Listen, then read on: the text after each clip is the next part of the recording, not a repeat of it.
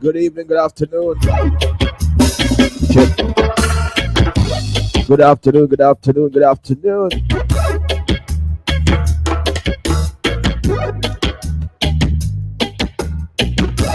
Yeah, man, it's another edition of Your Great, your favorite Sunday afternoon talk show. You know, it's hot topic. You know, aren't we happy for Sundays, eh? I want to say good evening to you wherever you are in the world. Wherever part of the world you might be right now, I want to wish you a pleasant Sunday afternoon. Big up to all my people over there in Israel. Head out to the help with us. Reggae artist outside of Israel goes by the name Silverdon. He'll be right here with us. Like all other Sundays, we'll be talking about his journey, his story. You know, from how he gets started, where he is now. Keep it locked and stay, alright? I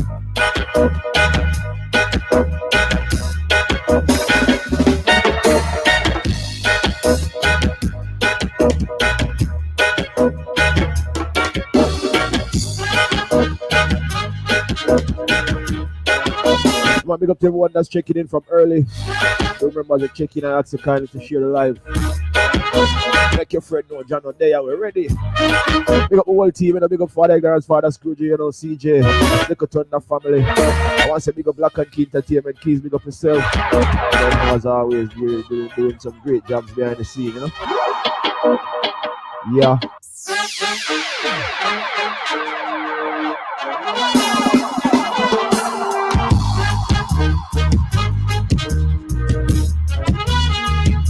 Can't find the light. Find it.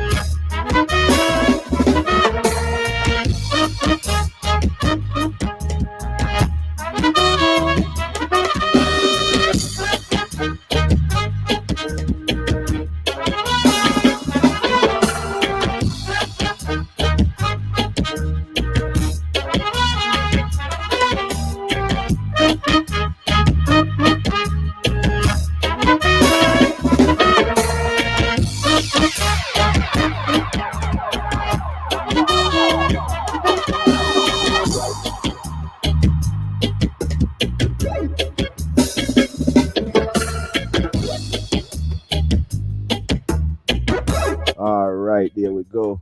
Yeah, man, you don't know, as I say, we are with us this evening. You know, man goes by the name Silverdon, reggae recording artist outside of Israel. I know a lot of you might not be familiar with, you know, that name, Silverdon, but tonight, this evening, you're going to get to know him. We're going to get to know him, like, from where he's coming from, how he got interested in the music, and how reggae music is going on over there on his side. Yeah, before we get into it, before we bring Silverdon on the screen, I'm going to share with you one of his latest track on a video, so you can, you know, get a little bit of what it's like over on his side in the music. So Keys, let's share. There we go. We're gonna take a minute and take a look at one of Silverdon's fresh tracks. Let's go.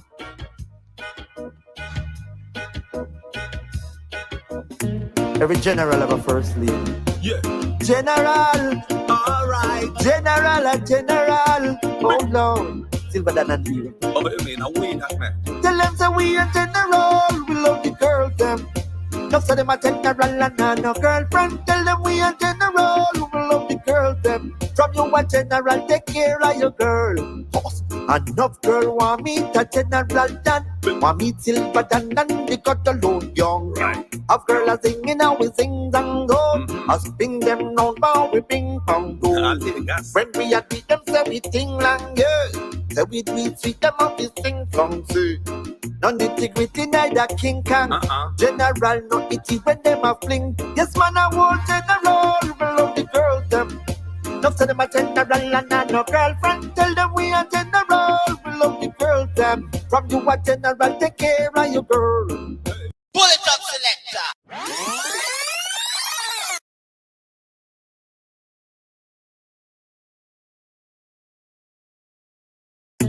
Every general have a first lady. Yeah. General, Alright. general, a general. Oh Lord, Silverdon and you. Oh, what do you mean? I win that, man. Tell them say we a general. We love the girls them. No say them a general and I no girlfriend. Tell them we a general. We love the girls them. From you a general, take care of your girl. Enough girl want me to general done. Want me Silverdon and they got alone young. Of girl a singing and we sing and go. I spin them round bow we ping pong do. When we a beat them say we ting lang yeah.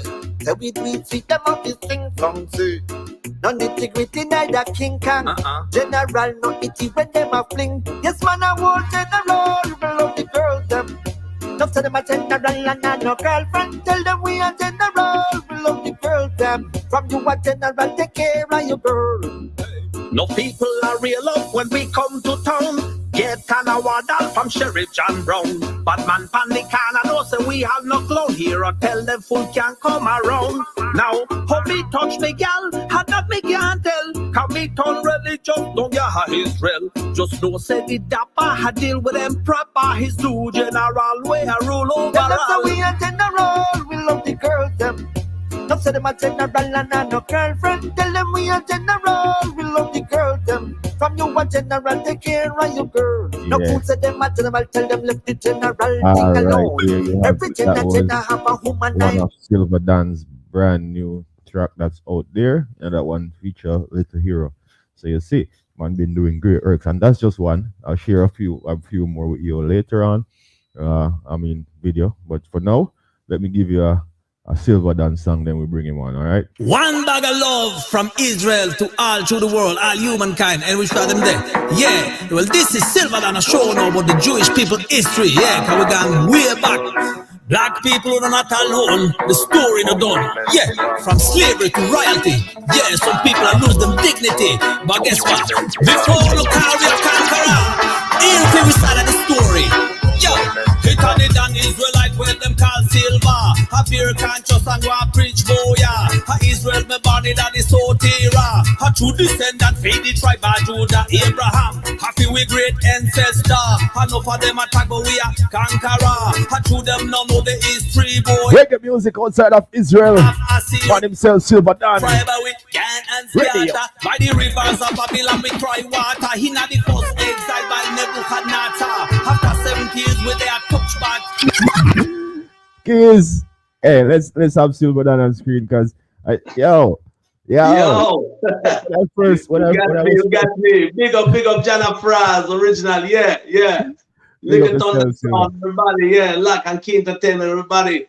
Glad for the Spanish toasted. Enough respect, you know? Big Yeah. veteran. I can't say veteran in the business. So I know on my side, like I couldn't wait. It's been so long that we've been scheduling your True. interview. And this was one of the evenings that I really, really look forward to, like when I was first introduced to you, and I'm like, Silverdon and Scabo, big up yourself, and Scabo, they will tell me about Silverdon, and I say, yeah, he's an artist, and I say, yeah, but yeah, when I finally met the man, it was like, yeah. Tell them no, man. Think a joke. I just Yeah, wanted, I'm in it for long, for real, and gone through enough things and but yeah, I man. clash them days back in the days of Jamaica and them times there. Anyways, Yeah. I'm not rushing it. I know you're gonna give us a journey on the story, so let me not rush it. I was just, telling you how excited I am to have you on the program, and I want to thank you for your time, taking the time out to sit with us and share. Same here. Yeah. Yeah. Appreciate you. Yeah, man. Mhm. Welcome to Hot Topic. Welcome to Hot Topic. And And I know you Yeah. won't be no stranger. You haven't been a stranger to me, but I know you won't be a stranger to Canada anymore because tonight they will get to know you and the wider world also for the people who never hear about you before. Tonight they will get True. to know the real Silverdan. Respect. Yeah. So it's the Mm. afternoon. Yeah. Good night. Yeah. It's after Oh, 9 here. after 9 time difference. Yeah. Yeah. Mm. Because Yeah. Silverdan is over there in Israel, and it's not no joke thing. He's not a Israel artist who is living in Jamaica. This man is in Israel, so it's 9:30. Yeah. You know which pub I'm talking to you from? At the shelter room, the war room we talk from. You know. Yeah. Shelter room, See them walls, yeah. If a big missile drop on them, nothing can hurt them. Yeah. I hear some there. shelter Yeah. room, missile. Yeah, yeah. And we get missiles more time from the Gaza right around the corner, you know? Like you have well is music I here to talk about, but just can't if you don't mind. Go We ahead. have like 40 seconds to get in a shelter room, you know, 40 seconds. 40 Yeah. seconds. To get in this room. When you get in this room, you're good. You see. Mm. Yeah, yeah. So I Wow. just said, mm. And that's just Different. normal. That's just normal. That like a part of life. Yeah, Yeah. people used to it already. Yeah, first when it happened, you know, the siren and the war alarm, people used to get hysterical and shocked. But with the time, people just chop, just step on top of them roof and flame the missile them and joke. Yeah, Wow. yeah. For real. Whoa. Yeah, Brilliant. yeah. Like, oh God, like life stuff. Mm. Anyways, I know we're gonna get into all of that and more, but so let's start from the grassroots, as we would say in Jamaica. You're from Israel, but where were you born exactly? Are you born there? Were you raised there? What was that? What was like growing up? What was a young Well, silver man like? well, born and grown in Israel in a town this town named Ashdod. Mm-hmm. Not too far from Tel Aviv, not too far from Jerusalem. Where everywhere is not too far because Israel is small. See, And yeah, growing gone to elementary school, regular school, and in my early days, my late great father used to be a seaman, so we used to more time join him, in mm, our trips. And as a little kid, I was experiencing Africa, Australia, Persia, yeah, and Europe, and Africa was the most effective culture where, me as a little kid, yeah, affected me. And yeah, so I grew up here, and yeah, if we can go yeah. later on, my teenage, everybody was there. Here is like a surfing kind of town, so Okay. people here used to follow Bob Marley at the time, and I was like, get into it and listening and Mm-hmm. get. I think more is about the character and yeah, of Bob. It's not just the message we carry. It's not like Yeah, like say I listen to Britney Spears or like a regular music. It's a music with message. You know, if it pretty, you know, if it, yeah, set your nails. Yeah, you just talk straight message, and especially like our Israeli when we grow up here with um things like Zion and all them talk about Bible, and so just say we grow up on it. So mm-hmm. it's really, give you a real angle to relate to it. So I See, think it was a main thing for me to start okay, big up. yeah, listen more and more reggae, and Reggae, then yeah. and only reggae. Anything where it's not reggae, I never listen. All As right. a teenager, you just go straight, Reggae. things, yeah, yeah, pure reggae, and So yeah, I can basically, go. you were kind of introduced to reggae through Bob Marley music then. But yeah, but you see, when I was little, I remember my mother in Seychelles Islands. She brought this cassette, the long time cassette, Right.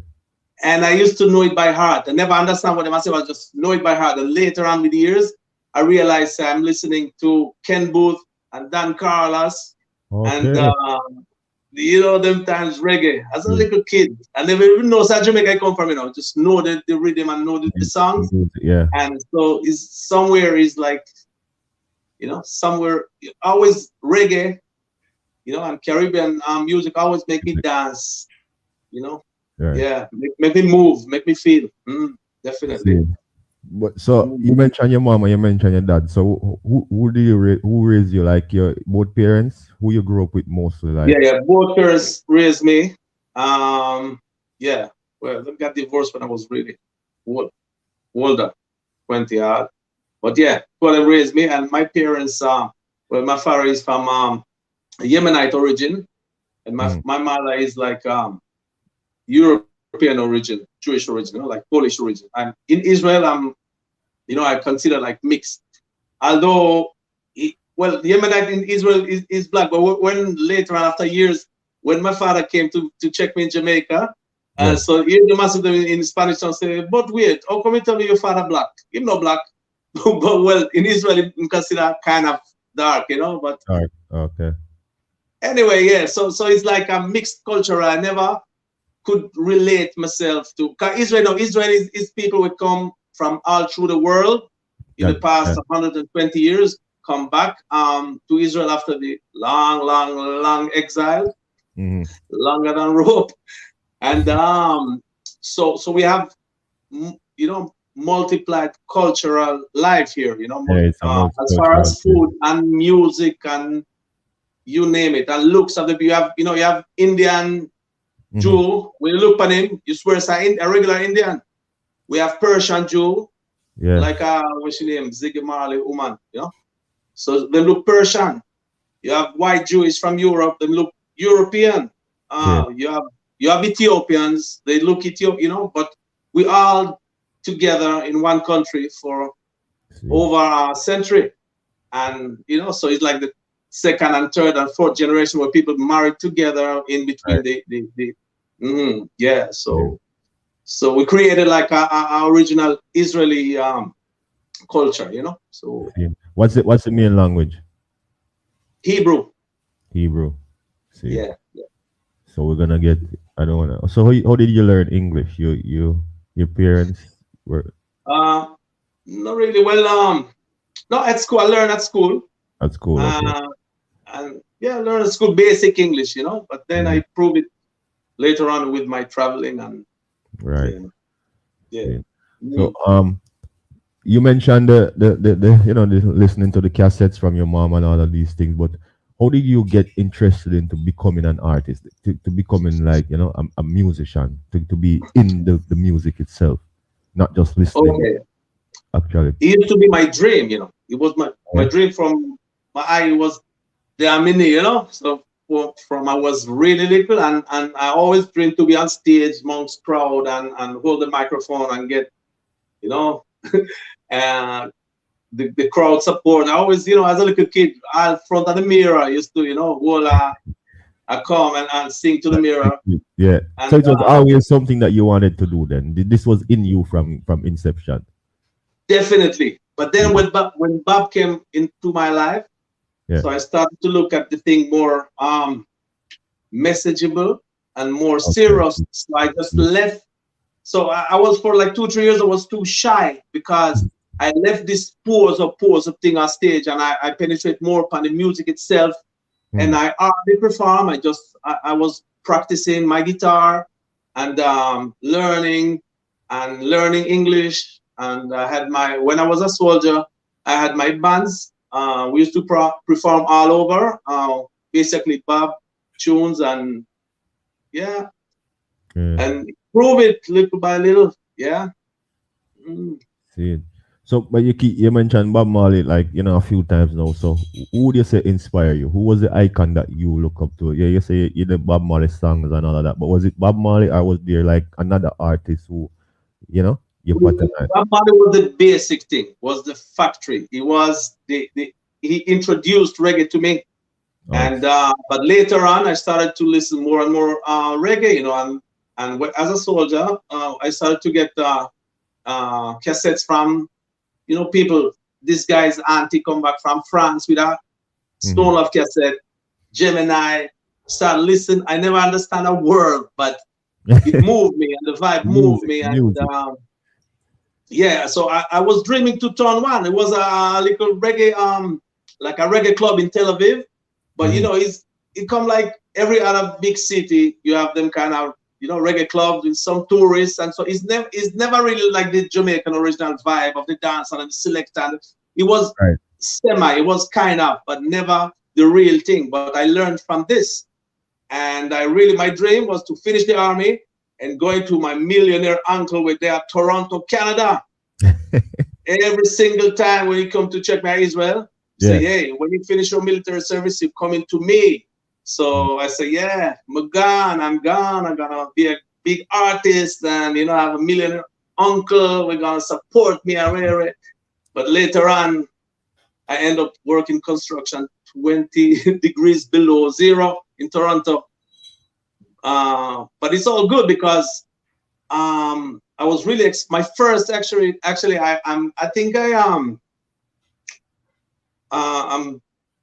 I think my first really reggae experience, it was in Canada, in Toronto. When I land there, all of a sudden the real Jamaican culture was really happening in front of my eyes. Like everything what me know from before that, it was like a fraud, it was like a different thing, not the real thing.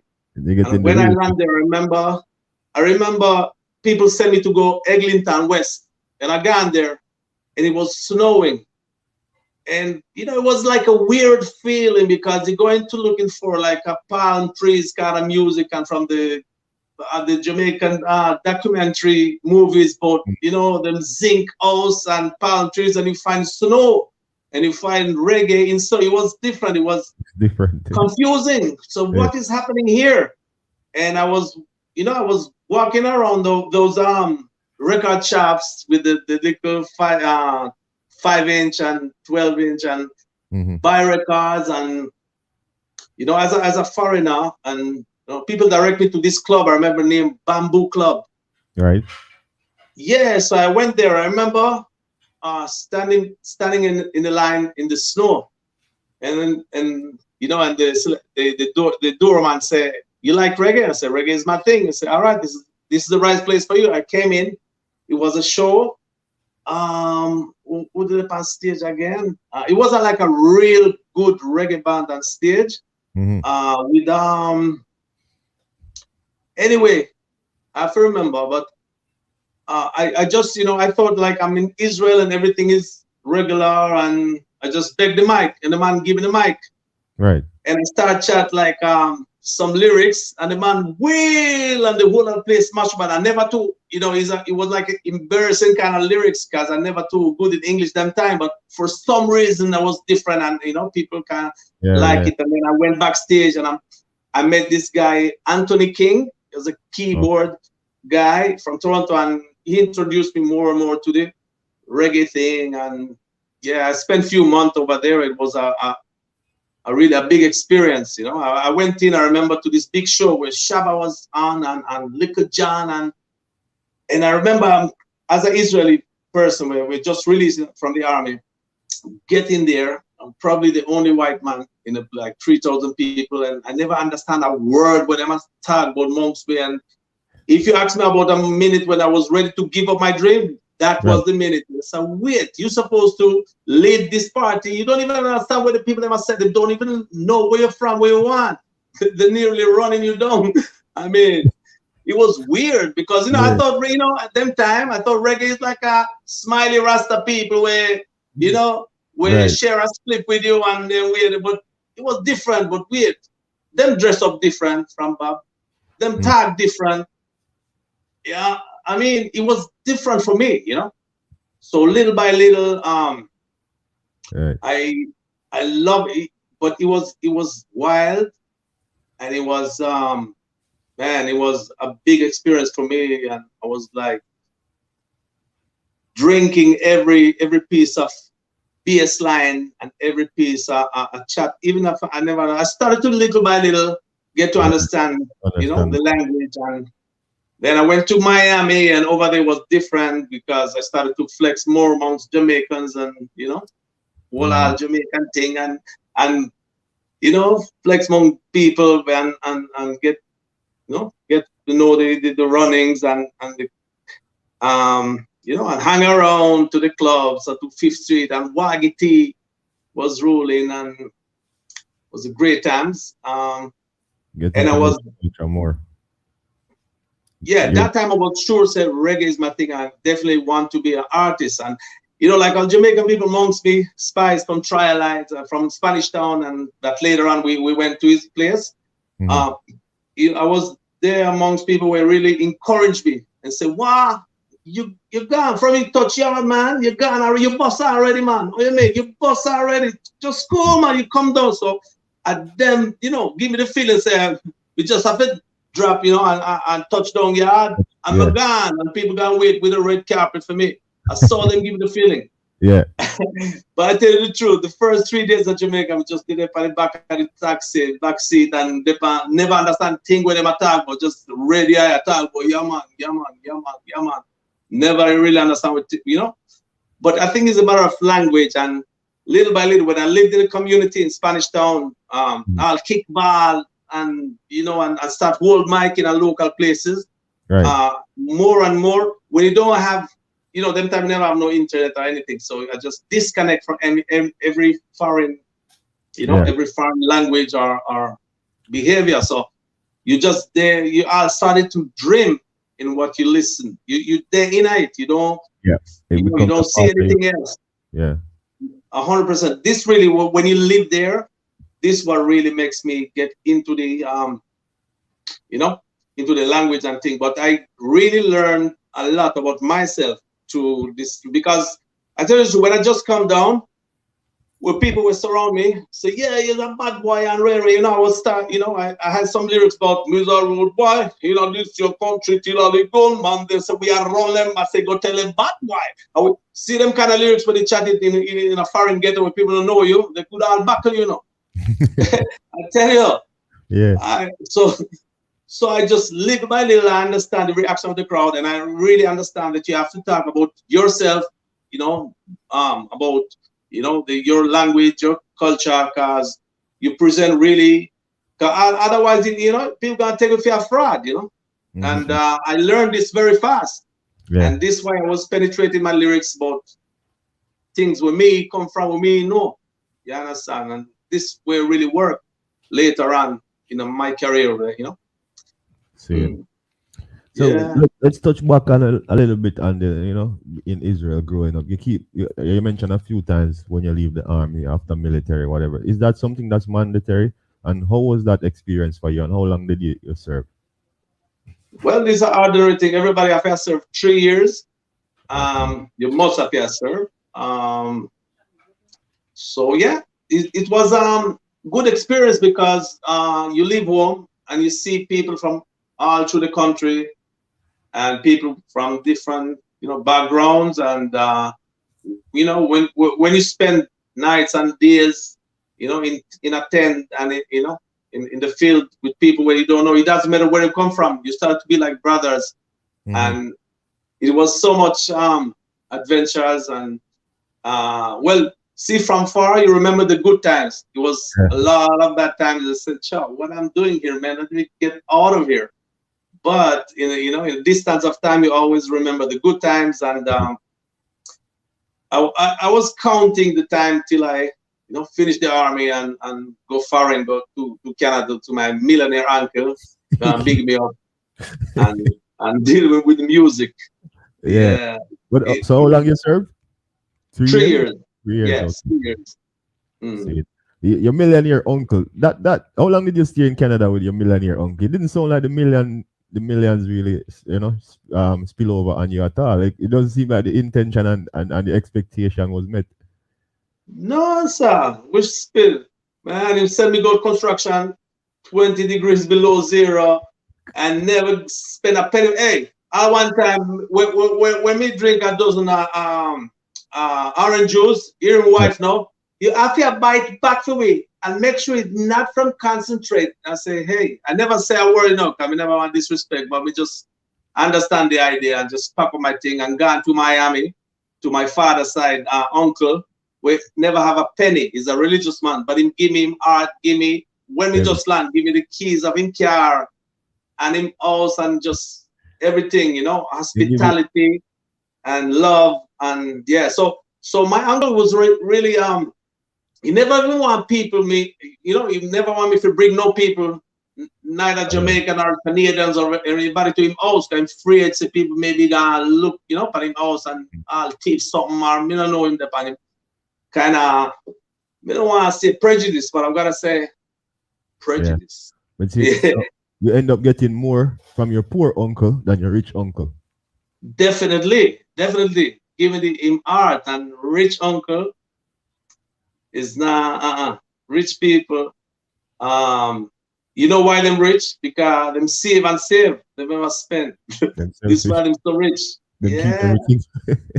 I tell you. They keep But everything. I don't watch nothing still, that's his ways and I respect him ways. I just left and say thank you for everything.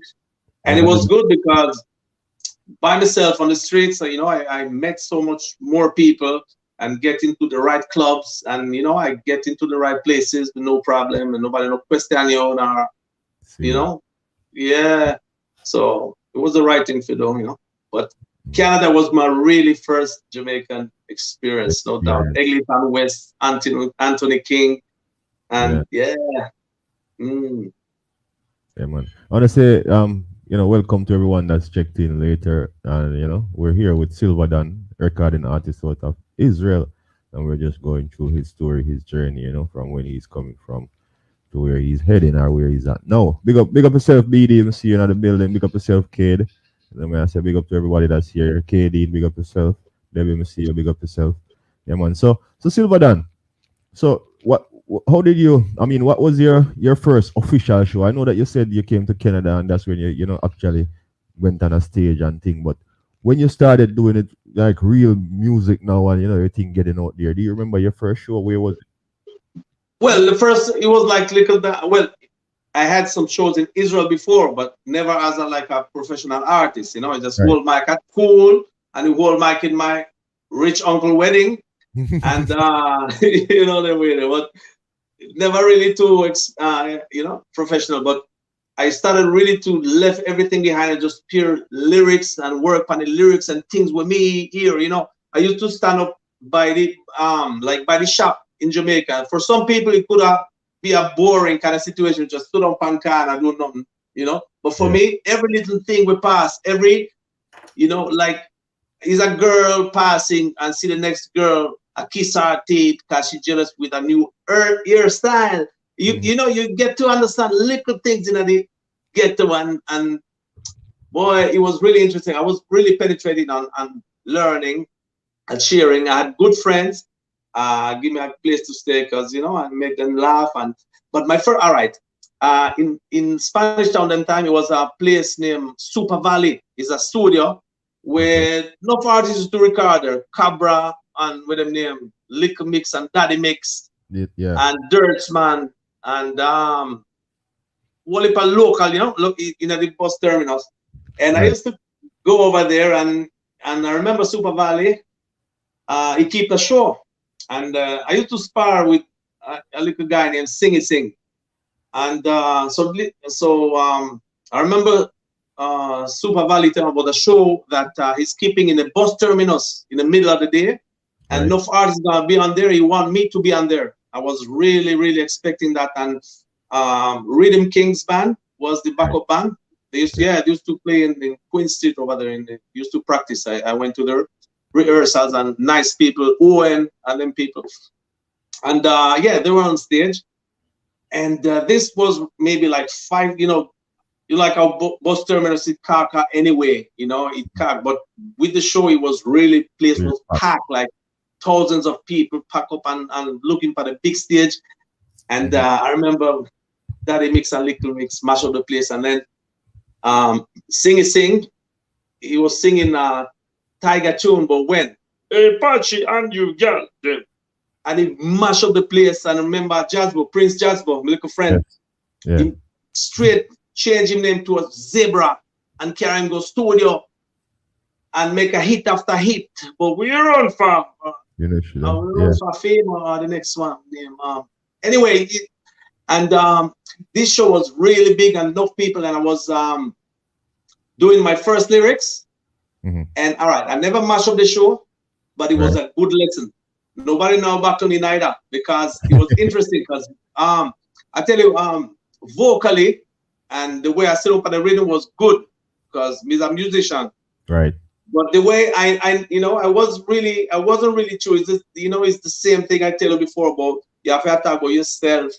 And if you're a fraud, people see a fraud. I talk about me a rude boy, this your country. Some people just said also, they said so, and some people say, yeah. And it never really plays, never too much up, but it was a good experience. In Super Valley bus terminal show. That was my first really show, big show. And then I had this my first I started to hold mic here and there with lightning sound and turbo crown all around, and people know me about the area and respect me, and they liked it, and I learned more and more, and then after I learned my lesson, I went to the studio with Firehouse Crew, and they lay a rhythm to me, and I was singing about the Hebrew language.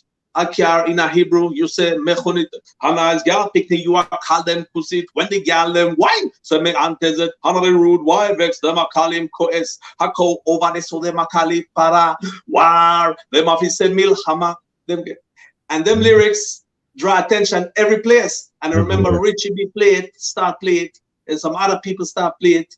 And I draw specials. I remember first special was free. I remember myself going in the bus, go town. Go Kingston, and as a foreigner, I remember the select a name and they want a name and who big up from who don't big up, and I used to practice it in the bus for free.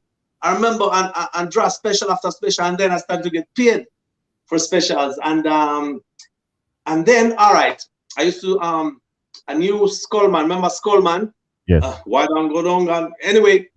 Skullman brother was a dentist in the Spanish Town Plaza named Dr. Bartley, a good friend of mine. Them favor, you see, but as a twins, them so different same time. Yes.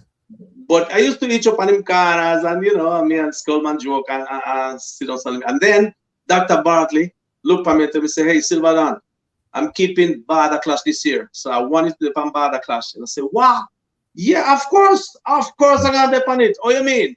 You check some easy thing, cause I remember Ninja Man talking about Barda Clash.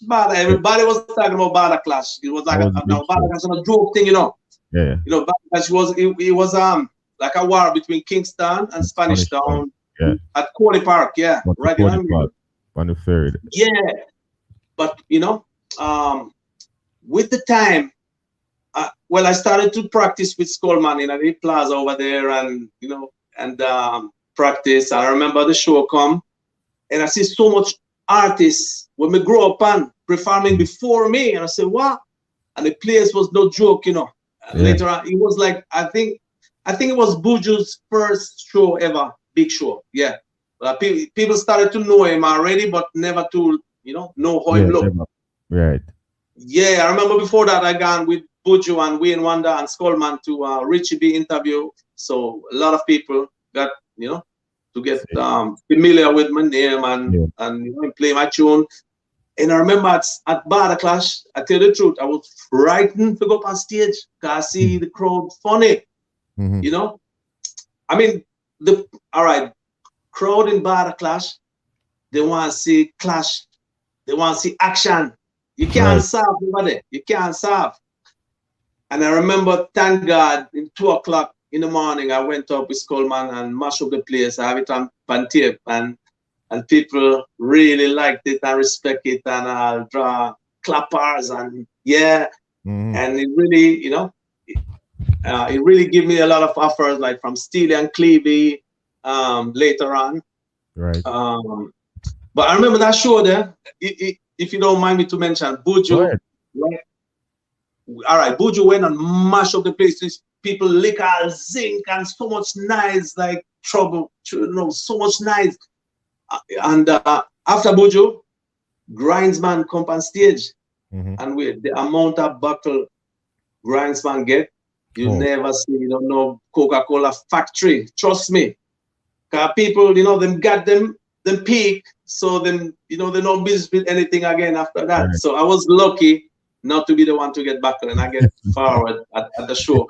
And it was really a good sign for me. And people start to reel me up on the street them time. And yeah, Silverdon, respect, and hear me.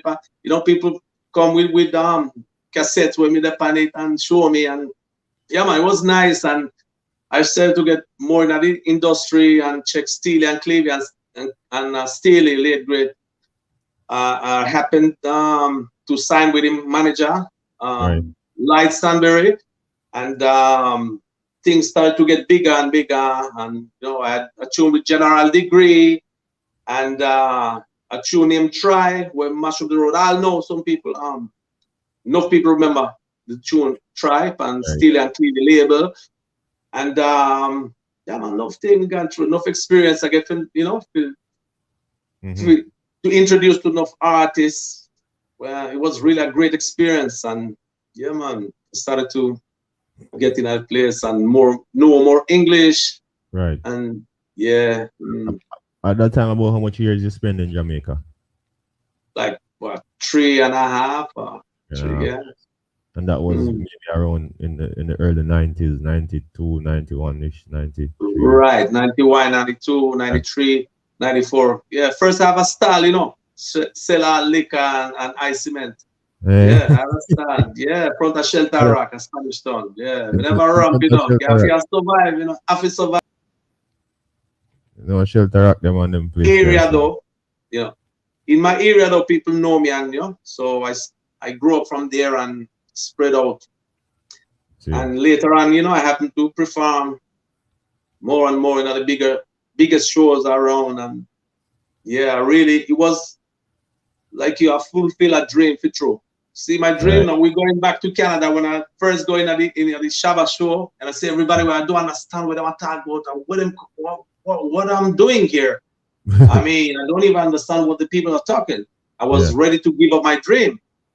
But then after some years, like 3-4 years later, I was, smiling and said to myself, yes, Silverdon, you did that. You've gone through that. You fulfilled your dream. Yeah, definitely. I can say that. See. But would you say that Border Clash show was one of the shows that boosts your confidence and solidify your intention to become an artist? Because Border Clash was like a big test, a big examination. Because if you pass Border Clash, you can perform everywhere on earth. Trust me. Yeah. I'll Stonefest with 50,000 people and Stone Splash and everything where I perform. Right. It was nice crowd and everything, but it never tense like Border Clash. It never tense, I'll sing, we perform too with Leng and perform. So tell us some of the shows that you've been on so far, and some of the places internationally that you have performed also.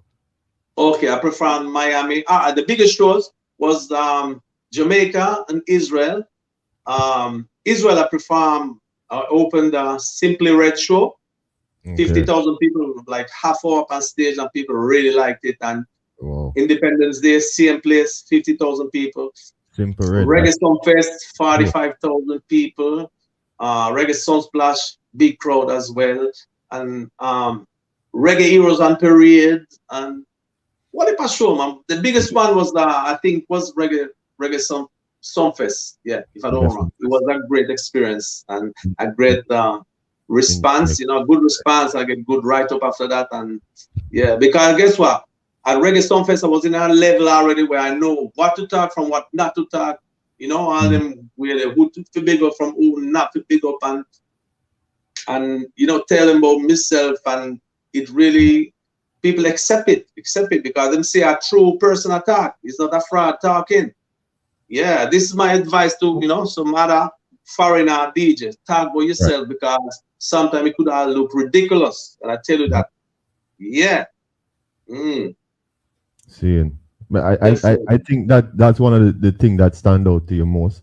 You pay attention to after doing the Bad Man song, you realize like, no, I should talk about myself, my real experience, and not try to talk about the experience of the people because they're from Jamaica and you like reggae music. They accept more when you talk about your actual lifestyle, your situations. Exactly. Yeah. So you have to be yourself. Yeah. Any way you do, you have to be yourself. Yeah. So so I think you said that Sumfest was maybe the biggest show that you did, you know. Yes. But where is your favorite place to perform with all of the experience, all the performance that you have done? Where was your favorite place to perform? In a bar clash, it was a smaller show, like 8,000 people, but 8,000 people making nice like 100,000 people. Seeing. And Stonefest, two of them. Stonefest was the biggest crowd, good crowd.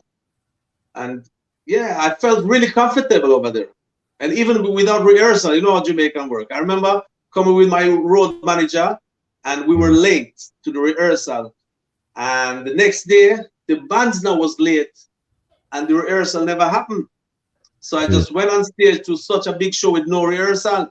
And I just, you know, I tell the bands to give me real rock rhythm, corduroy rhythm, that rhythm, this rhythm, you know, like 5-6 rhythm, and I mash up the show same time with no rehearsal. So I feel really comfortable, you know, because Light Stanbury really make sure that people know me before I go up on stage, and I had tunes on the radio and some, you know, sound system special, and yeah, so I came ready, and it was like a victory, you know, my own victory. To see the crowd, you know, to see 40,000 lighters in the air is my own personal victory, no doubt. I say, yes, you gone, you did that, yes. So we could we could safely say that Jamaica is your favorite place to perform then, because the shows that you mentioned is in Jamaica. No doubt, no doubt. Nothing like Jamaican vibe, nothing like Jamaicans forwards and real up. It's true. Yeah, nowhere. For real. Yeah, I happen to work later on with some, you know, top people like Mariah Carey's producers, like Carl James and Lisa Fisher, the double Grammy winner, and all of the big people, but nothing like Jamaica, nothing. Jamaica. And even Beanie Man reminds me that way, like, wow, you must say 2.5 years ago, Beanie Man come to Israel, come tour right before the pandemic, and people called me up for that. Because, you know, it's years I was in the religion, so I never do perform amongst mixed crowd like man and woman, because I got in. So I can tell you that if you know, if you're willing. But so when they called me up with Beanie Man, and Beanie Man said, "Yeah, Silva, Spanish Town Massive," and remembered me, and we talk, and then we performed together on a big show in Israel, and you know, the main radio station, and this thing got viral in Jamaica, and so much people started to call me up after years. Cause we never have no Facebook now, and you know the new things. You know, we kind of old fashioned, and especially like what the religion thing make me dip on me one, you know, tracks. And but we start to get open to the new world, and I get so much comments and response, and that really make me go back in an industry and go back the people and from long time, and vice to this and vice to that and vice to and some tunes on the road for a while, 2 years already, where I get airplay at Jamaica again after years, and I'm really glad about it. Yeah, really, yeah, the comments and the response are really good and make me continue. I think this what really an artist need. No matter if you're a painter or a dancer, from you get round of applause and you get good reaction, that really give you the fire to move and move forward. Al Bob too, you know, me hear about Bob history, Bob Marley's history, when after him first hit Judge Not, like them say that people never want too big films, so him gone left, go Miami, go work, you know. But Al Bob too, and I'm sure Al Michael Jackson, if you never grew up in such a family, everybody, from you don't get no good response, if you know you don't give the right vibe to keep creating and keep performing. I think every artist needs the crowd thing to fulfill him and make him spit back, you know, what he have within. For real. I think. For real. For real. Yeah. You mentioned the religion thing, and then you say, you know, you weren't performing in front of people and separate man and woman. Give us tell us a little bit about that. Give us a better understanding of what you mean. Well, my father passed away over 10 years now. I started to get religious, you know, because I started to go synagogue and ask questions about God and get answered and question and answered again. And from them time I studied the Bible, and I tried to follow the Jewish rules, because I respect every religion. It's not like say me is good and the other one them is no good. No, we Right. all worship the same God. We all worship exact same thing in different ways. No, no, no. So we are brothers. No matter where you come from and how you worship. But as long as you know, say you is a body, you just a guest in your body, just a guest. Right. Yeah, one time your body gonna go 6'6", and your soul is keeping flowing on, and everybody must know that. And this what really makes me dedicate more and more hours a day to Bible and to study, because it's one of the values of Judaism, See. definitely. So yeah, so I study, and I was more strict. I tell you the truth, in the first 2 years, I'm more strict. But then when Stage called me and Binyamin called me, it's not like say I don't believe. I still follow it same way, and I still Right. keep in my Sabbath. And Right. it's a lot of habits that I never used to do before. Mhm. I tell you the truth, it took me like what 6 months to keep Sabbath. It's really different for me. I was like not really secular, but I believe, but I never to practice and follow it more than so. So when I started to keep Sabbath, it was really hard, because it's hard not to smoke. It's hard not to drive car. I used to drive car, go synagogue. In Sabbath you not you don't supposed to drive car. So I used to drive and hide and walk the rest of the way. Don't make people see Oh me. yeah. You're not allowed to drive on the Sabbath. Yeah, because Bible says you don't allow to light no fire. So wise man say, when an electric circle close, it come like a Right. fire, like a light fire. Right. Yeah. Oh, I didn't even know it was that deep with the Sabbath. Even the cars. I don't. Well, they don't practice it like that in Jamaica, because you have people that practice the Sabbath, but they do drive. Yeah, it's a different ways of of Mhm. worship. That's what I say. I know. I remember what the name Adventist Church, right? I think them I remember Miss Mays all the time beg me to go church. I remember in Sunday everybody used to pretty up with them big hat and flowers on the hat and say, Silver, coming out of church. And I never do find it interesting, more than so. But when my father passed away, I get really close. And maybe it's a matter of leveling in your life. See. We, yeah, man. Yeah. So you mentioned the stage shows and the good times, the nice forward in Jamaica. But give us is there any one outstanding good experience that you have that you would want to share with us in the music? A good experience. Right. Well, it's plenty. Well, I mentioned already this song fest, and good experience. Well, the one I remember lately is like last year with Beanie Man was a great Great experience experience. Yeah. after years. Yeah, Yes. and but really and truly, my good experience in music, it was to find myself.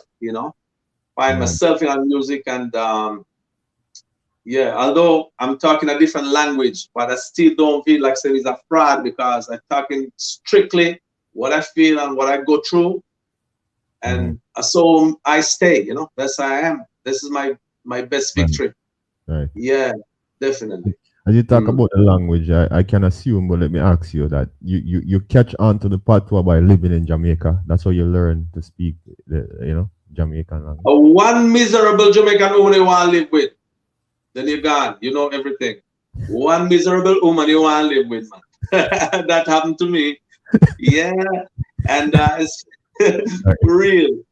Yeah, One yeah. miserable Jamaican woman, and you're good to catch the language. I mean, for real. Yeah, yeah. You learn how to Mhm. move, and how to talk, and how to quarrel, everything in a patois. Yeah. You can't joke. You can't joke. Yeah, yeah. So, Mm. you've been around a lot of artists, you know a lot of them, you're friends with a lot of them. If you would put on a show, who are some of the artists that you would want on your show? Boy, really and truly, I would have bring on Kimani Marley, loving music, Wow. and Buju, Yeah. and Shaba, Yeah. and Cat. I tell you, it's so Al Cartel too. But I tell you, it's so much good artists. But when you grow up and you have idols, so I think it's gonna walk with you through life and not can change it. Although you meet some new artists with Wicked and Al Sanchi and what if a good artist, but you Right. can't admire them the way you admire when you was younger, you know? This is gonna stay forever.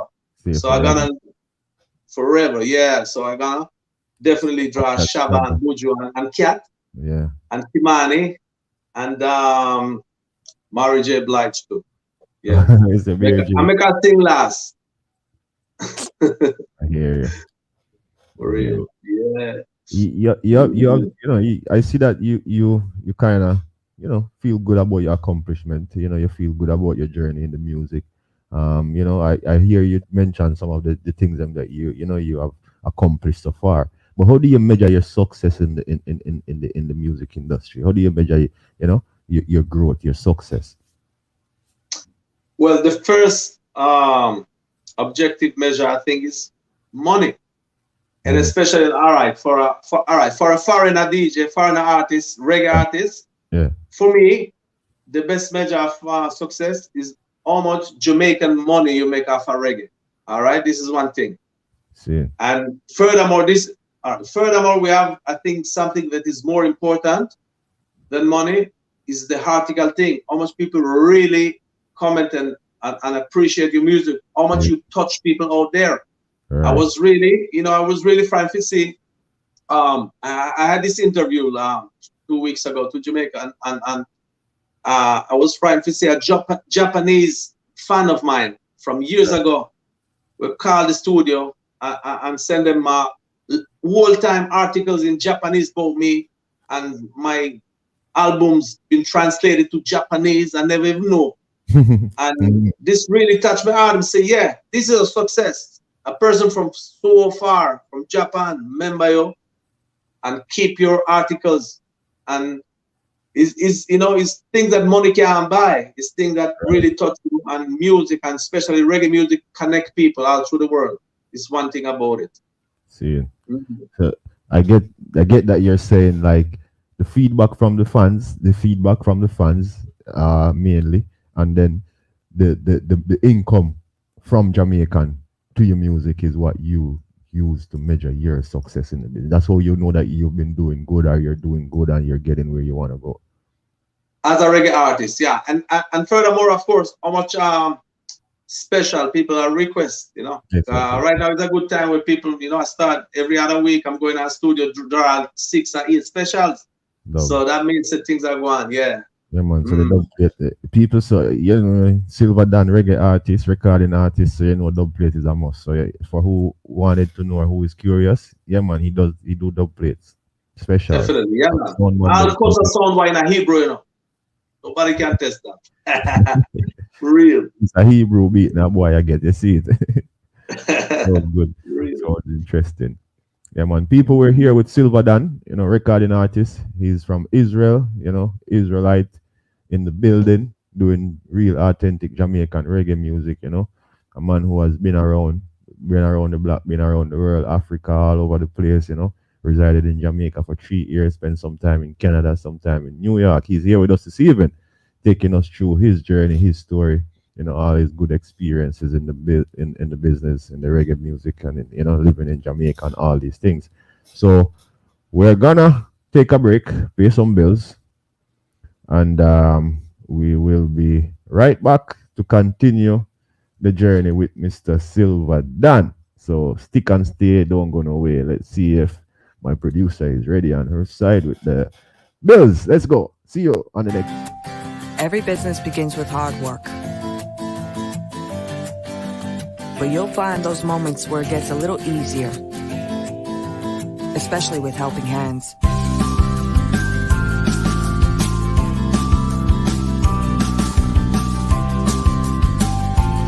So how about taking that extra step to take it to the next level? Log on to www.aidsarcause.com today. And then you can be that helping hand. If you're Montreal City in Canada and you want a wicked haircut, come check out Jono Cuts. Locate him at 85A Avenue Lafleur, LaSalle, Montreal. Contact 514-364-6516. Open on Mondays and Tuesdays from 11 a.m. to 7 p.m. Then again on Thursday and Friday and Saturday. Same time, 11 a.m. to 7 p.m. From dozens of different designs to perfect lines. Just walk in and get a haircut. And you don't know, Jono Cuts, fix cheap haircuts.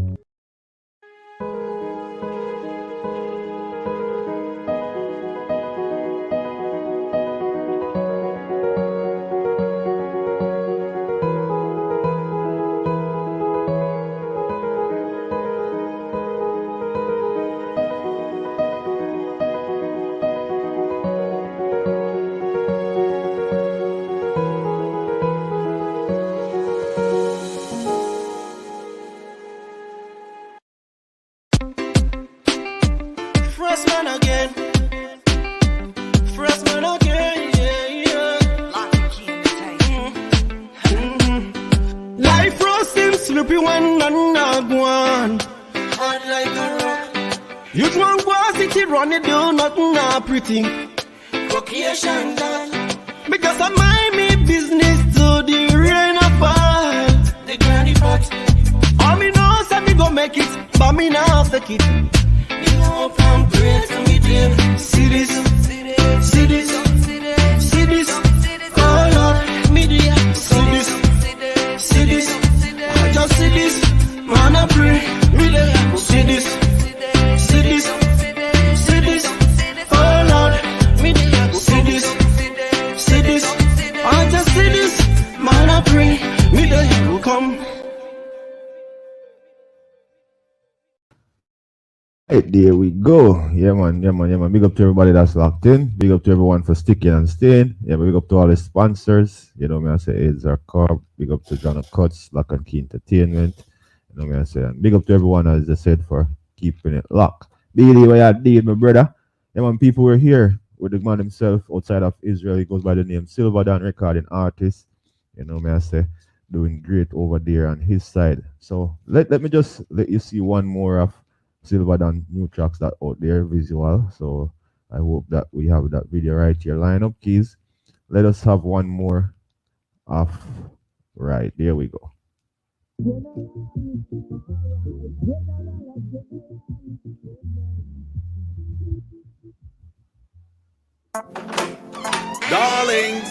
Darling, where you there? Darling. But and when she gone and left, me call and whistle like Mr. Ref, and she gonna she not hear, she a deaf. Tell me what, baby, I make it up, you know. Where me did wrong? Girl, are you alone on me mind, none the rest of them? You are my wife, same time, I'm my best friend. I tell you now like me did tell you back then. I make you feel like heaven, like yo. Me give you one bone alone, not even. Mistake to beef steak can't happen. But I gotta do it again, man, I crave. I make me up like 7. From you tell me bye, bye, bye. Let me so wanna ask why. Lift up me head in the sky. I beg you for come back, start all over again. Now I tell you lie. You alone have me born 5. Do no bother keep them style. Girl, child, everything me can explain. When me seek you away from 11, me see you pass and I walk with Devon. And me ears see you talking to Raven. Hold me shark and vex. No, me shoulda call you but through me phone broke. Not through me have the hand next thing for what? From you gone girl all me life stuck. And me alone you fi buck. From you tell me bye. Let me so wanna ask why. Lift up me head in the sky. I beg you to come back, start all over again. Now I can tell no lie. You alone I'm a born 5. There you have it. The man himself there, Silverdon. Silverdon. Please let me have Silverdon back, because we don't understand. You have to call her but your phone broke. Come on, man. No, it's just an excuse. You know, should have called him through my phone broke. You know, it's a whole heap of excuse me give her. And me beg her. Excuse. Yeah, but really, I beg until a certain point where you say, hey, make she stay there. If she don't want me back, make she stay there. Because if she can't take one bun, which is no, but it don't go so. It's a jokey song about this guy that the guy left him, and for true it happened to be in a reality at the time, and it was I felt like sit down and write lyrics, and she never back. I'll know, and I understand that for true, man, I feel but I feel honest and faithful, true, True, man. This is my real thing, Yeah. real thing, Yeah. So let's get back on track now. I want to know, like, cause as I said, we established before you're artist from way back in the '90s. You've been doing your thing, and you're still here today, relevant, still doing new tracks. I played 2 new videos from you so far. I played a new song earlier. More songs here, so you're still doing your thing. You're still current, still open to the music. How do you keep up with technology? Like, I know that '90s to now it's different. Recording, all these things are different. How do you keep up? You see me, I used to be an artist, strictly. I never, me and computer, no great, we no friend. All them time. I always have the technician, the studio man. And and lately I have my technician too, I have my studio people who work it out for me. I just come and advice. And all the phone, you notice I'll turn back the phone thing. Take me time, cause about them things. But I'm glad that people that around me were take care of it, I'm not really good in it more than so. Yeah. But I have my management too, take care of the Spotify business and the see. royalties business, cause See. fill it for me and do it for me. I'll first when they opened the Facebook like 3 years ago, where they used to answer the people instead of me and work it for me because I couldn't control it. But then I took a pen and a paper and write down. To answer a message you have it, go so and press over there and press over so, and I really take time to learn the thing. And at least Facebook now it it's going good, and it's I think it's a great things to bring the music, although nothing is like the old time vinyl thing for true, guys. The sound is hotter and it's real, but all this latest how you call it the latest sounds and the auto-tune. It gives the feeling like you can draw somebody from the street and make it be a great singer because you have the computer with fixing voice. Right. And it's not really a real artist like you listen to Tenasar, right? And Nitty Gritty. Them people no one no auto-tune or any computer. They just sing it out from the heart, and that's always will be the real music, Computer, I don't know how good it do to the music for true, because it make it, but maybe, what I think, like in 30 years from now, people gonna sit down and say, hey, remember the year 2020, 21? The music used to be so innocent and so, pure. I think every generation I talk about the last generation. So it's gonna get worse and worse and worse and worse. I hope say it's not gonna happen, but technology stepping forward and no, but people always nowadays people still buying vinyl, as because some people prefer it. So you have special dance of strictly vinyl. Cassette too. Yeah. This is a technology, so it go. But with everything, with all the good times and the good experiences and everything, was there a time when you felt like you would give up the music? Was there a time when you felt, you went and you said you became a religious and you took a break, but you're back. But was there a time when you're like, yo, that's something I can't bother with it, man. I don't want to do that something no more?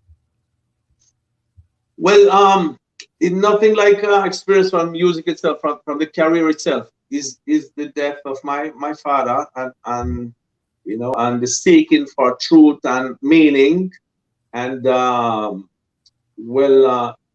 according to Judaism, when somebody dead, like your father or mother dead, you're not supposed to listen to music for 1 whole year, so it's not most of it. So you just hear like chanting, religious chanting, and then kind of business, and I started to learn how to read the Bible, the ancient kind of way, like in my father Yemenite way, which is considered as the original Hebrew, pronunciation. Like if you talk so in the street in Israel, they wouldn't understand you because it's ancient. But I learned it, and I learned to read it and get in it. And I never do business with none at all.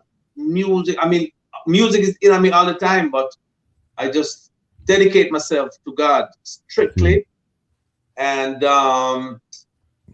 that was the time where I really give up, and I never ready to come back again. So when somebody called me to Binyamin to perform this producer, I never even remember lyrics. I said, but wait, it's years I'm not in it, and I was frightened, so I'm not gonna make even one or two lyrics.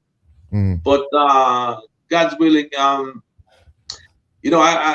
end up chanting, and it go back to me as I dip on rhythm, and I get another rhythm, so it's all come back to me, and I was starting to sing again and remember the lyrics. And the music is something that can never leave you. Don't matter what you decide to do, music is in you. Yeah, it's in your blood. Definitely.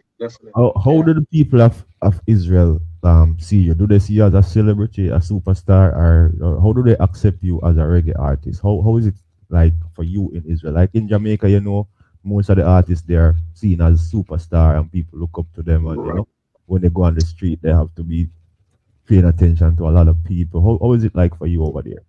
Right. Well, because Israel have no Jamaican community here, so it's pure.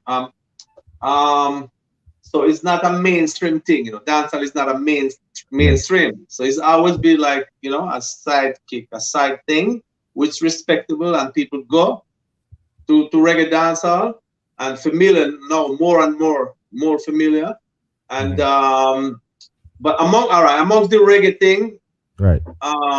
Yes, I have my name over there, and and especially out of the dancehall scene, I was probably the only one who really get into the mainstream, the talk shows and all of that on TV them time and all lately too. But what really happening is the fusion. Like dancehall people would never really to know the language and the styles, then combine it with what them know, the local thing. So it's a local thing with the reggae together. It creates some new style, which is people more relating to it because them, they're familiar with the local thing. So mixed it with reggae is more, but like strictly dancehall. Well, like every other place, you have like a stomach hit, like like Mr. Bombastic and them kind of hits, but it's nothing really like a, like a big thing where mash up the whole country, But the reggae scene is growing though. It's growing. And just to give you an idea, before the pandemic, we had like a Jamaican entertainer every 3 weeks. Once it was Beanie Man, Anthony B, Charlie Black, Sanchez. Only by entertainer draw like 3,000 people every 2-3 weeks, which is a good achievement. It's going on. And there's dancing. Like a reggae parties going down in Tel Aviv like 3-4 times a week with 200 people and 300 people, and people follow it and people know it. Although it's not a mainstream thing, but it's happening. Definitely, it's happening, and So would you say that? Would it be accurate to say that you're probably the biggest reggae artist out of Israel so far? Well, from you said that, we can't argue. Can't argue with you. From you said that. I have to agree. Well, I would put it like maybe you're gonna be a part of. Well, you have to be like a big part of the history of reggae in your country, and whenever it is that we'll be talking about reggae in Israel in the future, like you're gonna be one of those names that's gonna stand out. I think you have transcend the borders and take reggae and Israel to a different level. Well, I'm gonna have to confirm. I don't want to talk too much about who me is and what we can do, but I just confirm what you're saying. Yeah, man. Okay. But when truth is to be told, it should be told. So, wait until after people realize their greatness. So, for your effort and your consistency and everything, like I think you have achieved a lot. Enough And respect. your name supposed to stand out where you from, I would say. Enough respect. Yeah, well, yeah, yeah. But with all of that, a little compliments right there in the form of a question. You don't have to say anything more. But when it comes to like negativity now, like negative comments, especially in the social media world now, you say you get the Facebook thing and thing. How do you deal with those negative stuff when they come at you?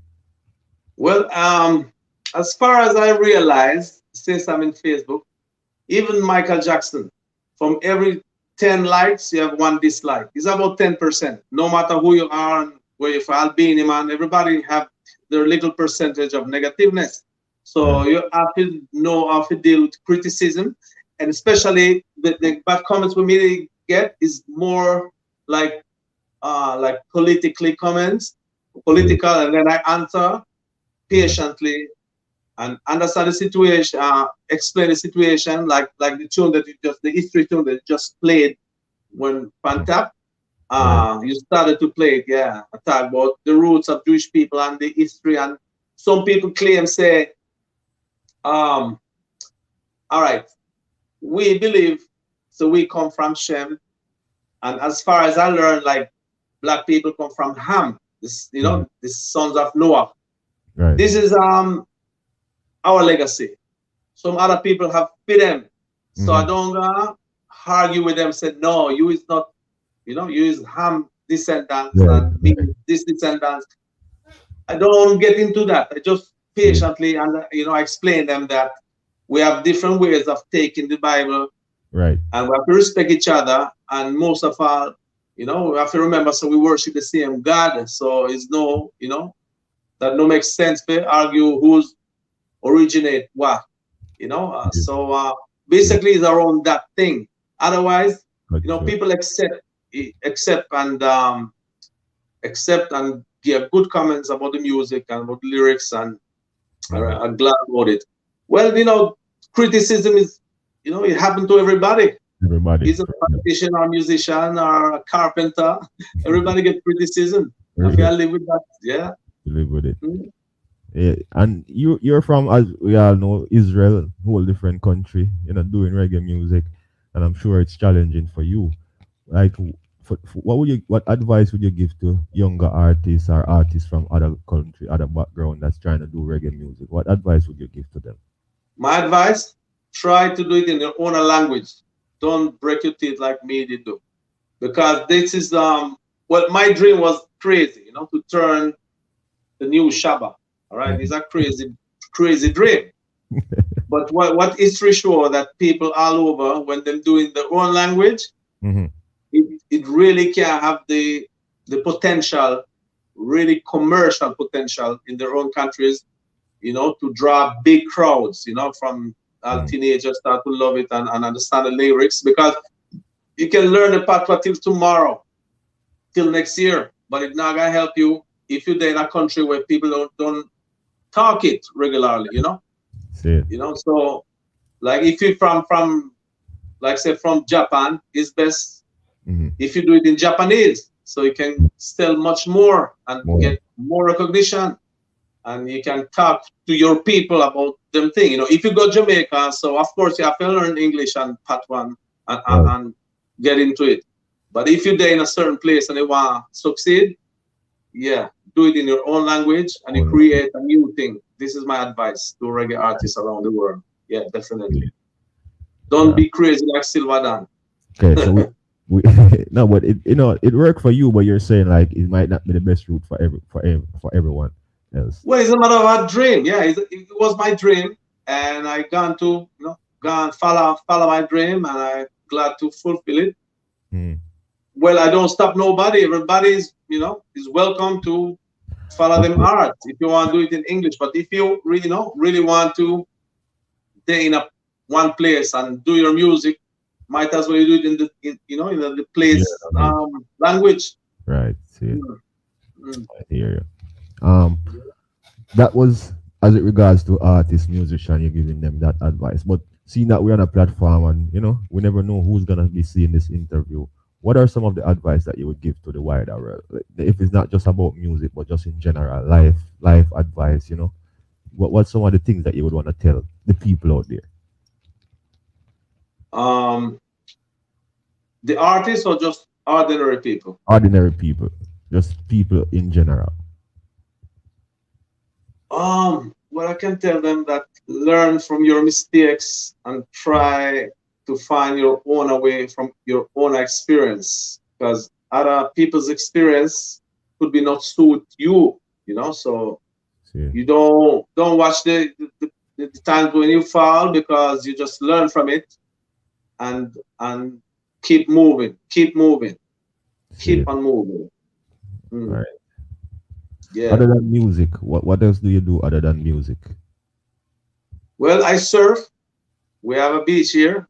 Just last 3 days ago, we have this storm, and I surfed like 3 meter waves, and that's what I grew up on. Like I mentioned, then I left it for some years. I lived Jamaica and Caribbean and New York. I never have seen, but I'm back. Yeah, I got back to it, and I really enjoy it. Really enjoy it. It's a great thing.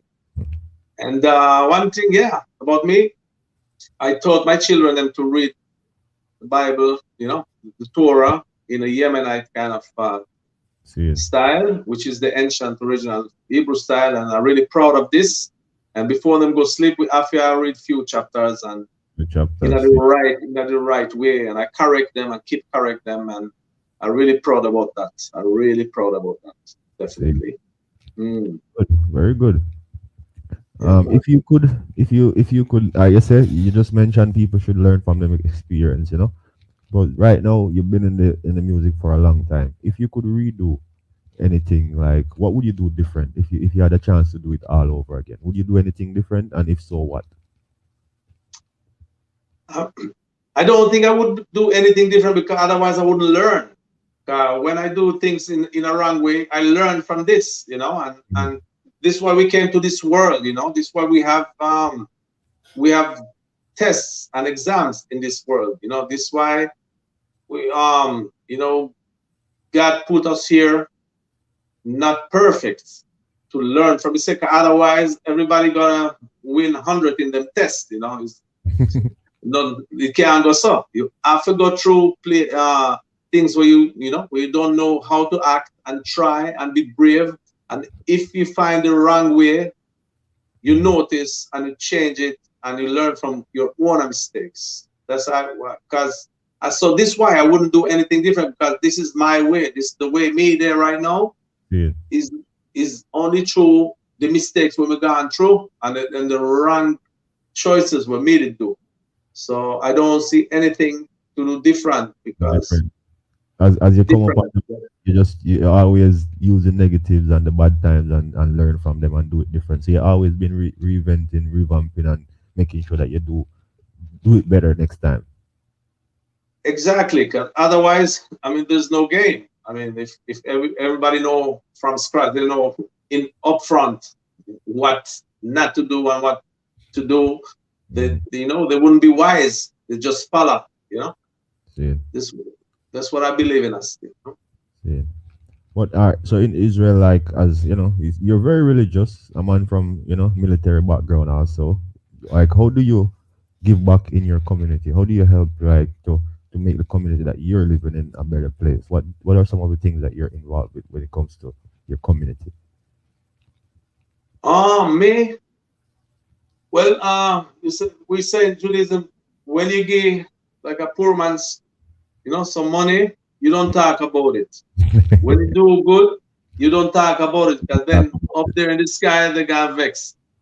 So I try to, I try as much, to help the needy, and when I see somebody, need somebody, I try to my best to help them out and give them like something, and I rather not really talk no more about that. Yeah, but we just want to hear it like that. I make sure I help the people who are needy in the community. That's good enough. You don't have to tell us exactly what you do for anyone. We just want to know that. Yeah. So, is there a place in the world that you haven't been yet to perform that you dream to go and share your music with the people? Oh yeah, definitely. First of all, well, we planned a tour to Jamaica, but like, you know, through the pandemic, it's not really big show no Aguan. So my management really waiting for the pandemic to done. Although there's a lot of afternoon shows right now in Jamaica, but one place in last year, surprisingly, Ghana, people start to listen to Silverdon music up at Ghana and comment me and send me videos of people where I'll you know, they talk about my lyrics and they like the tune and request the tune and request special to Africa. You know, Africa. I got on. I never know that this, you know, they run the reggae industry like Jamaica, the whole doble thing and the whole, you know, is a lot of reggae going down there, and I really wish to go down there and perform. We are already talking to somebody in Ghana about shows. Really, hopefully by this winter later on. Yeah. Hopefully to go. It's really a big dream for me, you know, and definitely big dream. Ghana. I mean, that sounds good. Same as Ethiopia too. I wish, you know, because we have here a lot of Ethiopian Jews here. I mean, second or third generation here, you know, and they're all mentioning the Tigray war over there because they have some families back there. Jews, you know, Ethiopian Jews. They came, you know, like the government sent for them, pay them ticket, and like FBI them smuggle them through what a country name through other places in Africa and take care of them time, and we're really glad to have them with us, like just the other Jews from other places in the world. And I mean, them inspire we, all right, and we hear so much stories about Ethiopia. I really wish to, you know, go when the right time and the peace come back over there. I really wish to go perform over there. Definitely. Good. Yeah. So people in Ghana, you hear it. People over there in Ethiopia, you hear it. He's right here. You can book him. We'll be sharing his information with you. He'll be giving you all his social media handles, ways where you can get in contact with him. So see, they have an opportunity to book a big show in Ghana. Silverdon is ready, all right? COVID been around for a while. Yeah. It has affected all of us in one way or another. How do you, you know, how do you keep afloat during this time? How do you, you know, keep? Well, I tell you the truth. I got vaccinated, and I think it's probably the right thing to do. I know we hear so much things, people, you know, licking, sit and say it's a big fraud and big lie. And I tell you what I think, the way I see it, well, always, it used to be like a big interest of the big medicine factories. Of course, them link up with some big politician and, you know, make them sell this drug from not sell the other drugs. Right. And that used to happen all the time. But people are talking about nowadays that like some bad people sitting around a table and say, hey, let's kill 90% of the world population. And I don't really believe it's true, you know. I don't take it for, well, of course, some people plan to make money off of the vaccination. Yes, it used to be so with aspirin, with Advil, and with every other medicine. Yeah, I know that. Right. But I think still the people, you know, people are talking about people want vaccinate you and put in your body something will control your DNA and make you turn a robot and follow what if we're talking from science fiction. I don't really follow it to the maximum. I know some interest up there, but you know, what I'm doing, I vaccinated and I feel good. And everything, everywhere here is open, all football open, and bars and cafes, everywhere open. And just have to show them the idea that you've got vaccinated and it's open. And so far, I don't see no people drop on the streets. I don't see no people drop on the street. I tell you, regular year, you have here in Israel, 3,000 people dead out of flu, regular flu, every year. Right. So in a corona thing, maybe in 20% more. It's nothing like a world mashup, you know, nothing like that. I mean, the vaccination is supposed to help your body to overcome it. And if you get it, you still can. All if you vaccinate, you still can get it same way, but it get easier. Get it soft. And Yeah. I get to believe them. The how you call it, the Babylon system in this thing. I get to follow them because I don't know about my kids. I'm not gonna vaccinate them because I know kids, they have less chance to get it, and I'll let them get it, they pass it easily. Yeah. So I don't think it's suit them. But as far as me, just gonna do it. I don't know. Right. Vaccinate 1, 2, and 3 times. I'm good. All right. So what advice would you give to other artists out there now during this time? Like, what would you tell them, like, as it regards to the COVID and the vaccine and the artists themselves? Well, it's so individual because I don't know. I don't want to call nobody and create no problem. riots. I just do my own personal little thing and I share it with Uno. That's what I did for myself, and everybody gonna decide for himself. Just one thing for sure is nothing like a world mashup. Nobody not gonna mash up, and nobody gonna.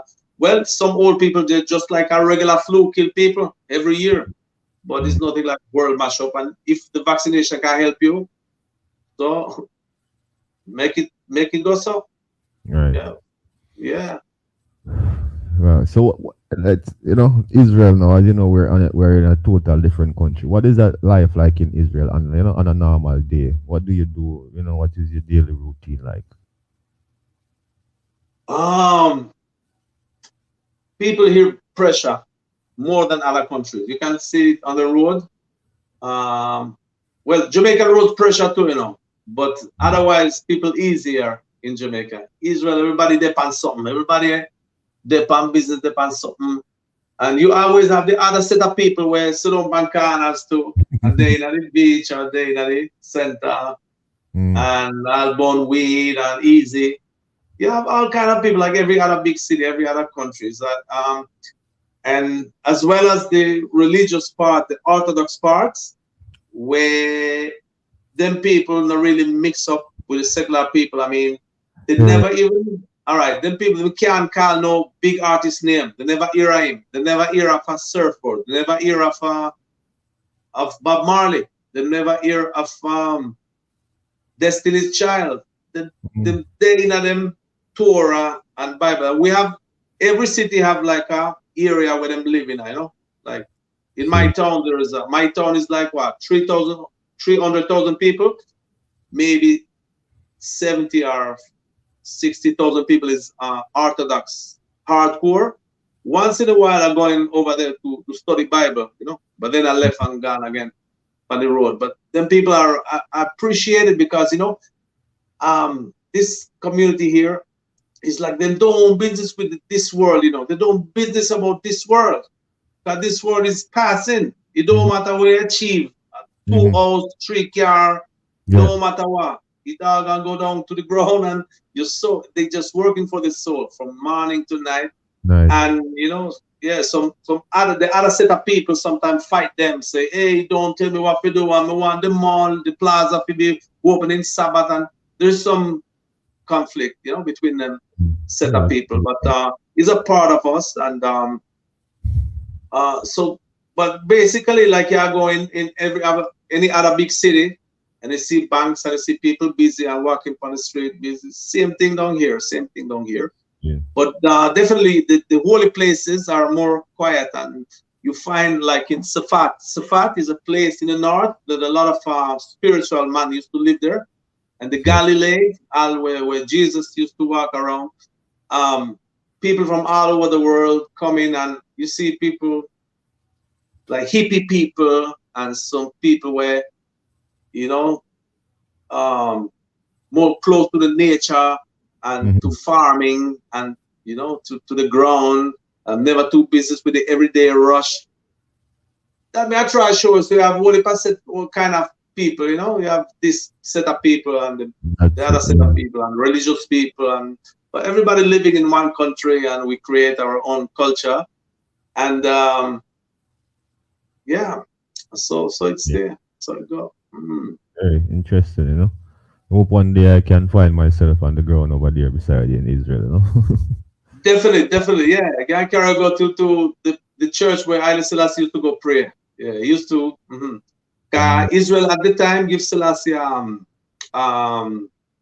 like a shelter, a political shelter, shelter. and he used to live here, not too far, and I know the church where he used to go in. Mm.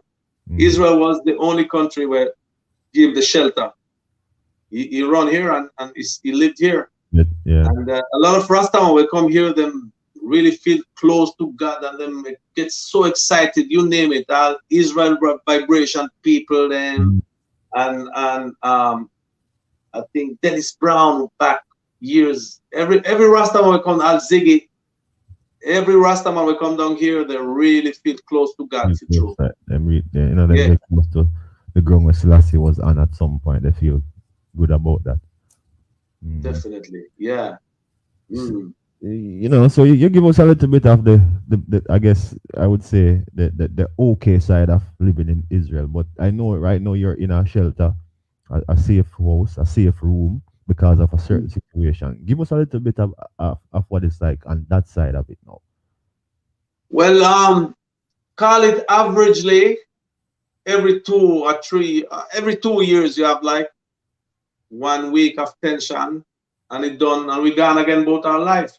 When the things are gone, so it's missile drop, so people don't go work and they in them house, um, until it's gone. And when it's gone, when the war end, like after say 1 week, 2 weeks, 5 days, so people back to business, back to them business, back to them shop, whatever, back to music.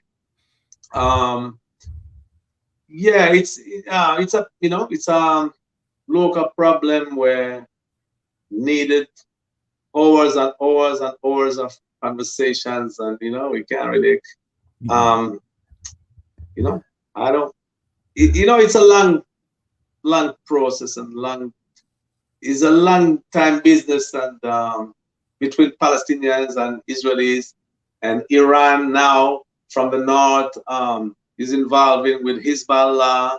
So we have to watch the north part. We then at the south part. But otherwise, um, you see one story about this interesting. I remember back in the 90s, one of the Jamaican artists, he came to, I think it was one of the Rastaman them, one of the Rastaman them, maybe either Gregory Isaacs or one of them. He had a show, and in the middle of the show, it was a missile alarm going. I remember he was frightened and left the show, and the show gone. The show wash off. It's Wow. just a little sample of power. So it's not nice for true. It's not nice.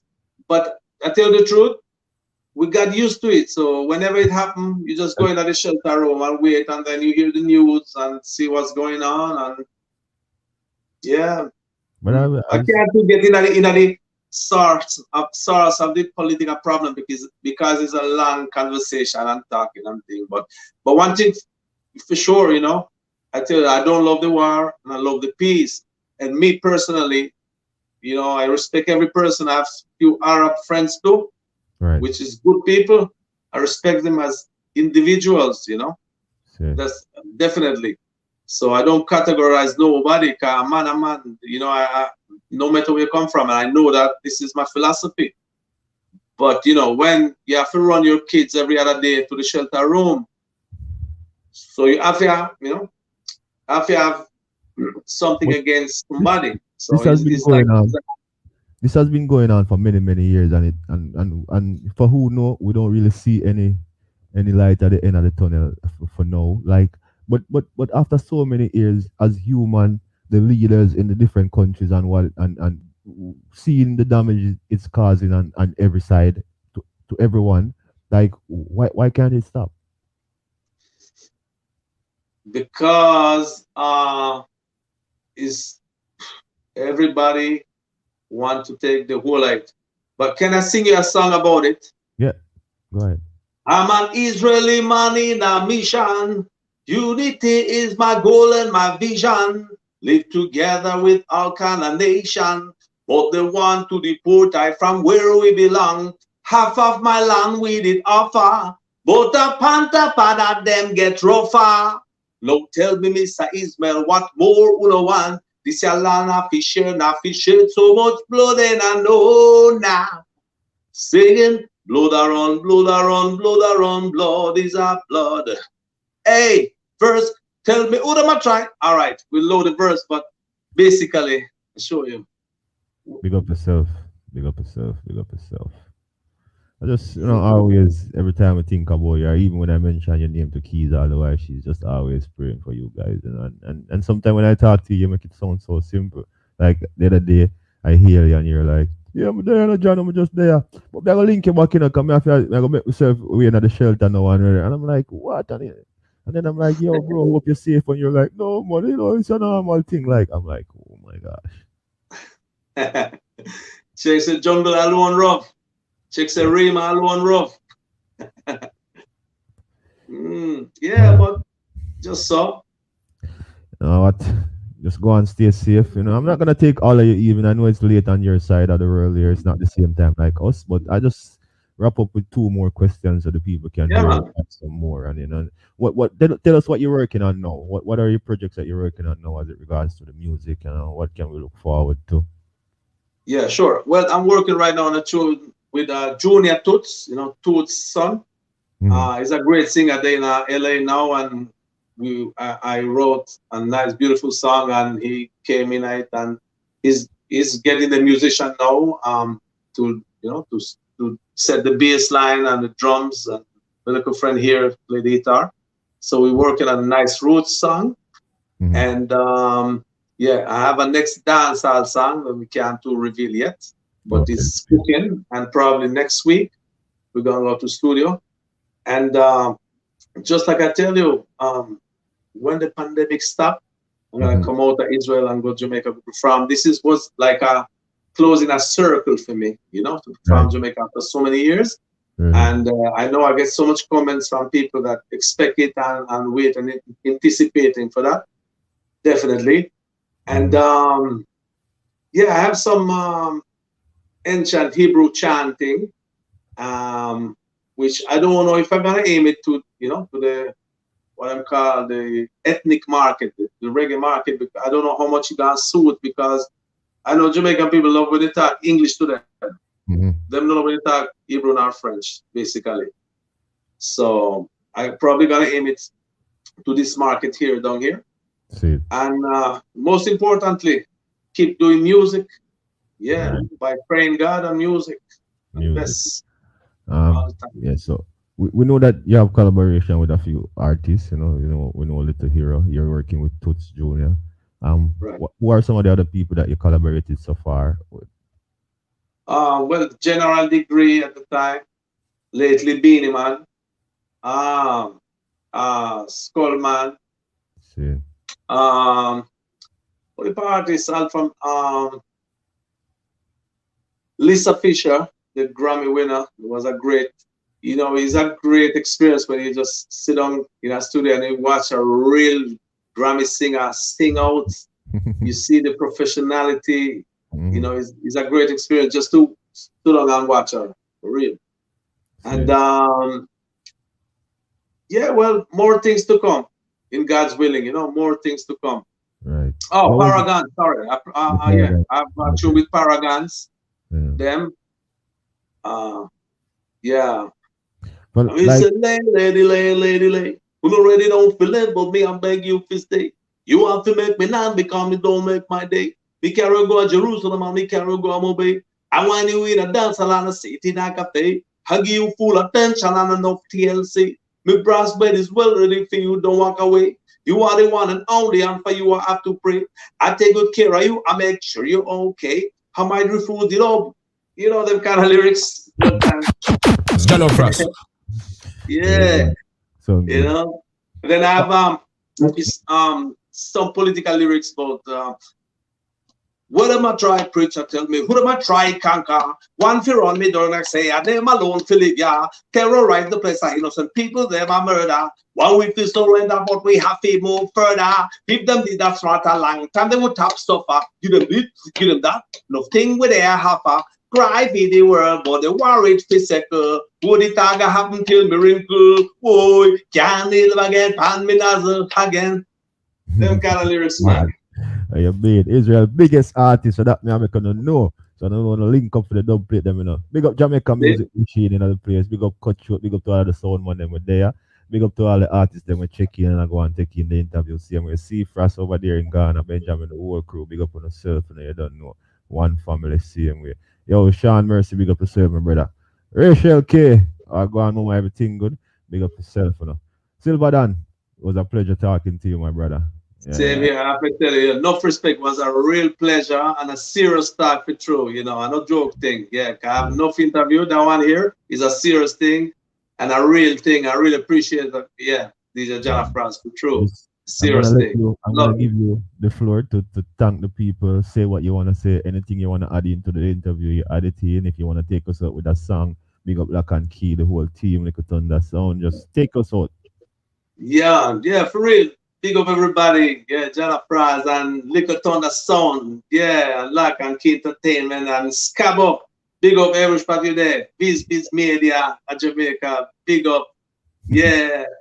And all over big up for large up. Canada crew, Toronto, Eglinton West.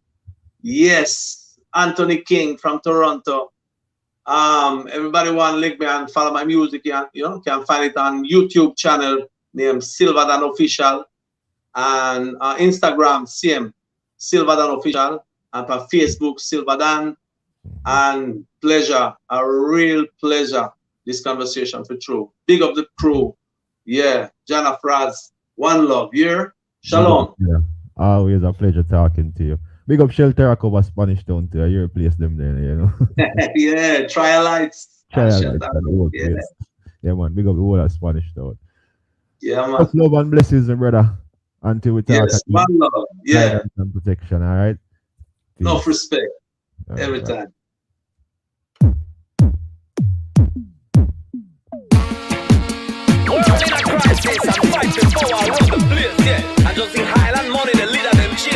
There you have it. Goes by the name Silverdon, recording artist out of Israel. Hey, hear the voice of the people now. How let me tell you? Hey, Lordy, we talk of world clash. Nation get mashed, killing that is leading by the cash. Yes, we talk of world war. I know you are smart. Yeah, man, go check him out on YouTube, on all those medias. Goes by the name Silverdon. Big up to everybody checking this evening. Thanks for the comments, thanks for the likes, thanks for the share. On behalf of myself, Black and Key Entertainment, Look at Thunder Sound, the whole crew, I want to say thank you, much love. Enjoy your Sunday evening, anywhere you are. Remember to share the live with your friends. I will take you out like this as usual.